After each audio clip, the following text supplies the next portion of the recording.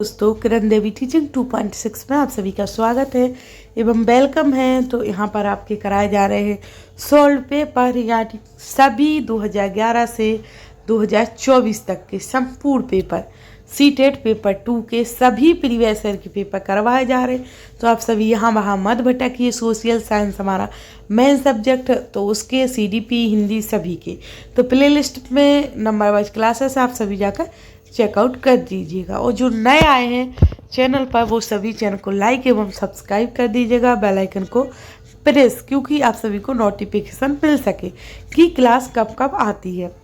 और आप सभी को शेयर कर दीजिएगा। तो चलो आज क्लास स्टार्ट करते हैं टाइम ना गवाते हुए। तो आज है हमारा आज का पोर्शन है बाल विकास एवं शिक्षा शास्त्र। क्या है? बाल विकास एवं शिक्षा शास्त्र। तो हमारा यहाँ पर एक भी क्वेश्चन नहीं छोड़ा जाता है दोस्तों, सभी क्वेश्चन करवाए जा रहे हैं। जहाँ से भी क्लास छोड़ी जाती वहीं से स्टार्ट कर दी जाती है। तो प्ले लिस्ट में चेकआउट कर लीजिएगा। सभी संपूर्ण एनसीईआरटी भी है और सभी प्रीवियस ईयर के पेपर हैं। तो यहाँ वहाँ नहीं भटकिए, आप लग जाइए, संपूर्ण पेपर मिलेंगे, एक भी क्वेश्चन नहीं छोड़ा जाएगा। तो आप सभी करिए। चलो आज क्लास स्टार्ट करते हैं।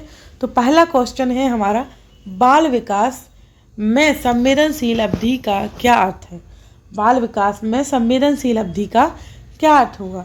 तो केवल संज्ञान और सीखने में तेजी से प्रगति से संबंधित अवधि, या विशिष्ट क्षमताओं के विकास के लिए इष्टतम अवधि, या वह काल जिसमें केवल भाषाई विकास को गति दी जा सके, या वह अवधि जिसमें शारीरिक वृद्धि अपनी चरम सीमा पर होगी।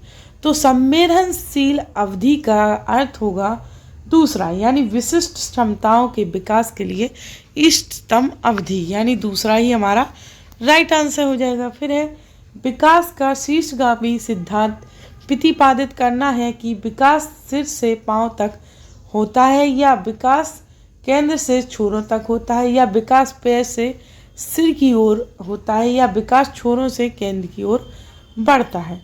तो ये दो प्रकार के होते हैं। तो विकास का शीर्षगामी सिद्धांत देखना है हमें। तो ये होगा विकास सिर से पांव तक, सिर से पांव तक होगा। क्या? सिर से पांव तक होगा, एक मध्य से होता है। तो हमारा ये सिर से पांव तक, यानी फर्स्ट ही राइट आंसर हो जाएगा। फिर है, किस अवधि के दौरान विचार अमूर्त और आदर्शवादी हो जाता है? किस अवधि के दौरान विचार अमूर्त और आदर्शवादी हो जाता है? तो शिशुअवस्था के, या प्रारंभिक बचपन, या किशोरावस्था के, या मध्य बचपन। तो जब अमूर्त आदर्शवादी हो जाता है वो होता है किशोरावस्था के दौरान। किसके? किशोरावस्था के दौरान अमूर्त आदर्शवादी हो जाता है। क्या हमारा क्या हो जाता है? किस अवधि के दौरान अमूर्त और आदर्शवादी हो जाता है? तो हमारा किशोरावस्था के दौरान। और क्या हो जाता है? ये हमारी जो चेतना है मन की, वो अमूर्त हो जाती है कि हम, और एक होती है तर्क, एक अमूर्त। तो तर्क होती है, एक होती है सॉरी मूर्त, एक अमूर्त। तो मूर्त होती है हमारी कब? जब मध्य बचपन होता है। और हमारी अमूर्त होती है कब? किशोरावस्था में। फिर आगे बढ़ते, पियाजे के सिद्धांत में संज्ञानात्मक प्रणाली के लिए स्कीमाओं को पुनः व्यवस्थित करना, या उन्हें स्कीमाओं से जोड़ने को क्या कहा जाएगा? तो समायोजन, संगठन, आलूकूट और परिपक्वता। तो उन्हें कहा जाएगा संगठन। क्या कहा जाएगा? हमारा संगठन, यानी तीसरा ही राइट आंसर हो जाएगा। फिर है कि किसमें बच्चे मानसिक रूप से समस्याओं को हल कर सकते हैं, लेकिन समस्याओं को स्वयं सामग्री से संबंधित होना चाहिए, ना कि प्रतीकों से। तो अमूर्त संक्रियात्मक अवस्था में, या मूर्त संक्रियात्मक अवस्था में, या संवेदी चालक अवस्था में, या पूर्व संक्रियात्मक अवस्था में। तो बच्चे स्वयं सामग्री से संबंधित होना चाहिए, राइट। तो बच्चों को सामग्री मिलेगी तो मूर्त संक्रियात्मक अवस्था में वो सब सही करेंगे, मानसिक रूप से समस्याओं को हल कर सकते हैं। तो दूसरा हमारा राइट आंसर हो जाएगा। फिर है सामाजिक। फिर क्या है कि सामाजिक निर्माणवादी सिद्धांतवादी बच्चे को किस तरह देखते हैं? जो सामाजिक निर्माणवादी सिद्धांतवादी बच्चे को किस तरह देखते हैं? तो एक कोरी पट्टी की तरह, ज्ञान के निष्क्रिय प्राप्तकर्ता की तरह, ज्ञान के निर्माण में सम्मिलित संक्रिय प्रणाली की तरह, लघु बैस की तरह। तो वो देखते हैं ज्ञान के निर्माण में सम्मिलित संक्रिय प्रणाली की तरह। तो हमारा तीसरा ही राइट आंसर हो जाएगा। फिर है आगे, तो आगे है हमारा कि छात्रों के बीच संवाद को प्रोत्साहित करना और पाठ प्रदान करना किसका उदाहरण है? तो समीपस्थ विकास का क्षेत्र बनाना, या प्रतिक्रियाओं का अनुबंधन, या सकारात्मक पुनर्वलन, या सीखने का हस्तांतरण। तो राइट आंसर हो जाएगा पाठ प्रदान करना किसका उदाहरण है? तो वो है समीपस्थ विकास का क्षेत्र बनाना। किसका? समीपस्थ विकास का क्षेत्र बनाना। फिर है किसने प्रस्तावित किया कि नया ज्ञान बच्चे के मौजूदा ज्ञान और समर्थन के साथ जानने में सक्षम होने के बीच के अंतर में निर्मित होता है? तो लेव बाइगोस के अनुसार, या जीन पियाजे ने, या हावर्ड गार्डनर ने, या इवान पावला ने। तो यह प्रस्तावित किया है लेव बाइगोस्की ने। किसने? लेव बाइगोस्की ने, यानी फर्स्ट ही हमारा राइट आंसर हो जाएगा।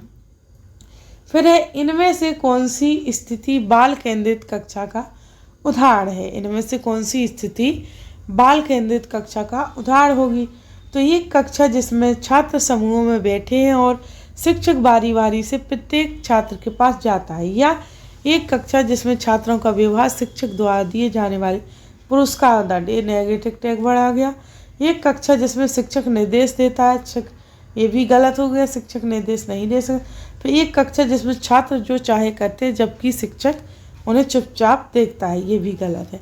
तो ये नेगेटिव पॉजिटिव टैग वर्ड सीखना आप सबको बहुत ज़रूरी है, जो कि मेरी प्ले लिस्ट में CDP की PYQ की लिस्ट है। तो प्ले लिस्ट में तो आप जाकर चेकआउट कीजिए, उसमें ये नेगेटिव टैग वर्ड और पॉजिटिव टैग वर्ड की क्लास डली हुई, जिससे आपकी आधी पेडागोलॉजी सॉल्व हो जाएगी, आपको यहाँ वहाँ नहीं भटकना पड़ेगा। तो आप सभी वो ज़रूर क्लास देखिएगा, तो हमारा फर्स्ट ही राइट आंसर माना जाएगा। वैसे भी तीनों तो गलत ही थे, तो पहला ही बाल केंद्रित से संबंधित था। फिर है गोल्डन रूल में प्रदर्शित आदर्श पारस्परिकता का विचार कोहलबर्ग के अनुसार नैतिक विकास के किस चरण की प्रमुख विशेषता है? तो सामाजिक व्यवस्था अभिन्यास, या सामाजिक अनुबंध अभिन्यास, या सार्वभौमिक नैतिक अभिन्यास, या अच्छा लड़का अच्छी लड़की अभिन्यास। तो राइट आंसर हो जाएगा गोल्डन रूल्स में प्रदर्शित आदर्श परिपरिस्थितिता या विचार। तो अच्छा लड़का या अच्छी लड़की अभिन्यास में नैतिक विकास में चरण में आ जाएंगे शामिल, ये विशेषता हो जाएगी उसकी। फिर है कि हावर्ड गार्डनर के अनुसार बुद्धि क्या है? हावर्ड गार्डनर के अनुसार बुद्धि क्या है? तो व्यवहार में सकारात्मक परिवर्तन या व्यवहार में नकारात्मक परिवर्तन, या मूल उत्पादों का उत्पादन करने की क्षमता, या कई विशिष्ट क्षमताओं का एक समूह। तो हावर्ड गार्डनर के अनुसार बुद्धि है कई विशिष्ट क्षमताओं का एक समूह, कई विशिष्ट क्षमताओं का एक समूह, यानी फोर्थ राइट आंसर हो जाएगा। फिर है कारण और कथन और कारण हमारा। तो इसमें कथन है शिक्षकों को मानकीकृत पाठ्यक्रम, शिक्षा शास्त्र और मूल्यांकन के तरीकों का पालन करना चाहिए। तो ये पहले से ही गलत है। मानकीकृत पाठ्यक्रम, शिक्षा शास्त्र और मूल्यांकन के तरीकों का पालन करना गलत हो जाएगा। मानकीकृत नेगेटिव टैग वर्ड हो जाता है। फिर कारण है शैक्षिक प्रणालियों को बच्चों के बीच व्यक्तिगत मतभेदों को नज़रअंदाज करना चाहिए और उन्हें खारिज करना चाहिए। तो ये भी हमारा गलत हो जाएगा बच्चों के लिए। तो हमारे दोनों ही गलत हैं, यानी फोर्थ राइट आंसर हो जाएगा ये, यार दोनों ही गलत हैं। फिर है लड़कियों को भाषाओं और कलाओं को अपनाने के लिए प्रोत्साहित करना और गणित तथा विज्ञान को अपनाने के लिए उन्हें हतोत्साहित करना एक उदाहरण है।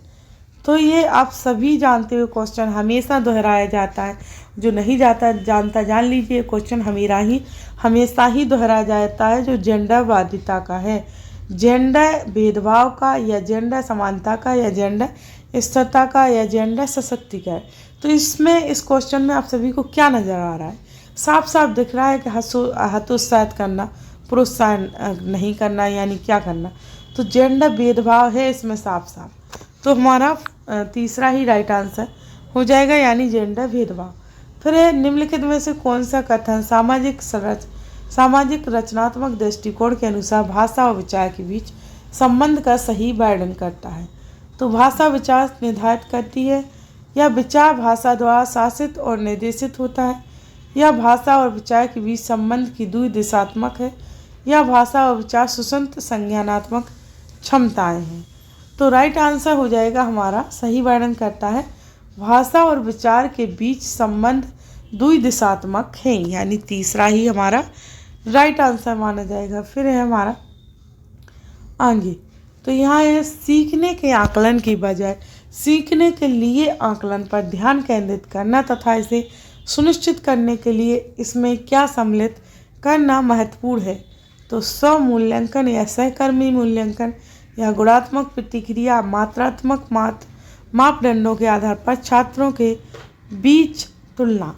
तो आंसर जानने से पहले आप सभी इस चैनल को लाइक एवं सब्सक्राइब कर दीजिएगा, बेल आइकन को प्रेस, क्योंकि ये लास्ट क्वेश्चन है और इसका आंसर तो मैं दे ही रही हूँ, ये सभी कर दीजिएगा, सभी को शेयर, क्योंकि हमारा लास्ट क्वेश्चन है। तो हमारा राइट आंसर हो जाएगा ए बी सी, ना कि डी। तो हमारा दूसरा ही राइट आंसर हो जाएगा ABC। तो यहाँ पर हमारे 15 क्वेश्चन खत्म होते हैं और सोशल साइंस के 20 क्वेश्चन करवाए जा रहे हैं, इसके 15। और अगर आप सभी को लॉन्ग वीडियो देखना तो आप प्लेलिस्ट में जाकर चेकआउट कीजिए, पिछली क्लासेस की लॉन्ग वीडियो भी हैं और अभी शॉर्ट बनाए जाएंगे, क्योंकि आप सभी पूरा टाइम नहीं कोई दे पाता, कोई दे देता है, इसलिए आपको थोड़ी कम कर दी गई हैं। तो एक भी क्वेश्चन नहीं छोड़े जाएंगे, बहुत हेल्पफुल क्लासेस आ रही हैं। तो यहाँ वहाँ मत भटकिए और लगे रहिए, आपका एग्ज़ाम ज़रूर ही अच्छा जाएगा अगर सारे पेपर लगा लेते हो। तो चलो आज की क्लास यहीं समाप्त करते हैं। तो thanks to for watching video.